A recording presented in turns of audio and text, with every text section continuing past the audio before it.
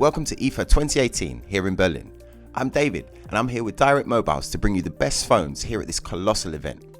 I've been around all the booths and I've spoken with the guys from Huawei, Sony, Nokia, HTC, just to name a few. So without any further ado, here are the phones everyone's talking about. Let's kick things off with Sony. Now you may have seen my reviews about the XZ2 and the XZ2 Compact, including all the nice slow motion video testing I did here at Direct Mobiles. Well, now we have a new Sony on its way. This beauty here, the Xperia XZ2 Premium. What a stunning phone. It's big and it showcases Sony's screen and camera technology with real style and panache.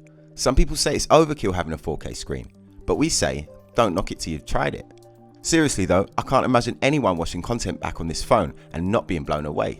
It's incredible. So too is the camera, and I'll be doing a full camera and video test soon. I have a video coming out in the next 24 hours or so about the XZ2 Premium, so make sure you don't miss that. So what else has Sony got for us? Well, only the Xperia XZ3.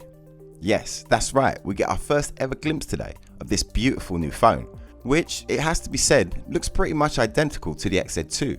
Think of this phone here as a kind of specs boost over the XZ2, rather than an all new model. You're essentially getting an incredible curved 6-inch OLED Full HD Plus display with an 18:9 aspect ratio, protected by Gorilla Glass on the front and the back, whereas the ambient flow design has also been subtly tweaked to make this handset seriously good looking.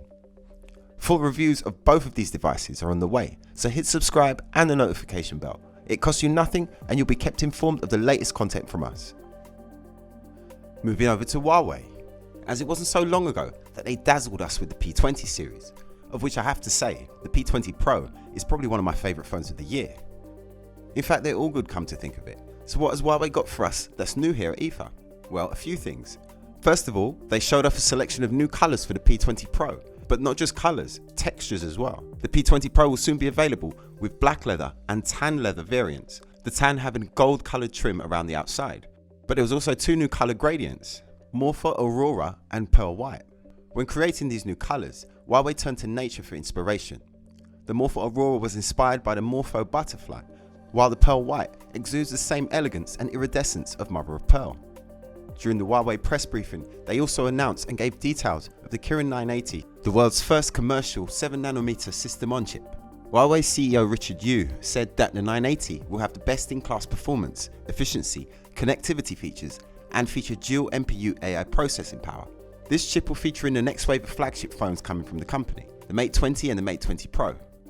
Although rather cheekily, before the press embargo was lifted on the info about the Kirin 980, Honor went ahead and announced that their first phone to feature the Kirin 980 will be the Honor Magic 2, and it will feature a bezel-less design and have a slide-up front camera. Huawei were not happy. Huawei also announced the Mate 20 Lite, the first from the Mate 20 series. It's equipped with 4 cameras, and the Mate 20 Lite combines AI technology with high-performance hardware. It won't have the new Kirin 980 power in it, but instead it will have the newly developed Kirin 710. They call it light, but you wouldn't think so from reading the specs. A 6.3-inch IPS LCD, a 20-megapixel rear camera, 6GB of RAM, and a 3750 mAh battery cell. If this is the Lite, then we can expect a lot from the Pro. I also had a look at the HTC U12 Life, a mid-range version of the excellent U12 Plus. The U12 Life has a 6-inch LCD panel with Full HD Plus resolution and a modern 18:9 aspect ratio. It has a plastic back, although the back is textured, and the protection of the screen is yet to be confirmed. It will be running a Qualcomm Snapdragon 636, and the top model will have 6GB of RAM and 128GB of storage, and this will be expandable to a massive 512GB. So not too shabby specs for a mid-ranger, although a base model with a 464 configuration will be available. Of course, the mighty Note 9 was launched before IFA, just a matter of days ago in fact. I was at the UK launch event, so I managed to get some hands-on time with the device. Check out my video on the Direct Mobiles YouTube channel. I have to say, I love the Note series, and I cannot wait to use this phone as my daily driver, which I will be doing as soon as I get back to London. Once I've had the phone for a couple of weeks, I'll put together a review for you guys. So hopefully this video will give you a flavour of what IFA in Berlin is like this year. There's some very nice tech to be seen here. What are your favourites? I'm David, this is Direct Mobiles from IFA in Berlin 2018, and I'll see you next time.